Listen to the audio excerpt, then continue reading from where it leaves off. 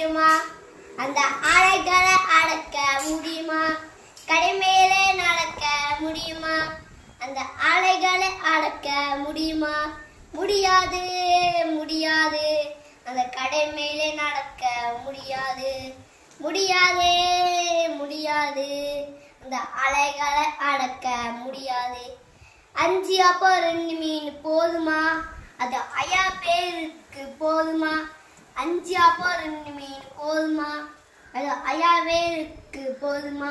போதாது போதாது, அது 5 பேருக்கு போதாது.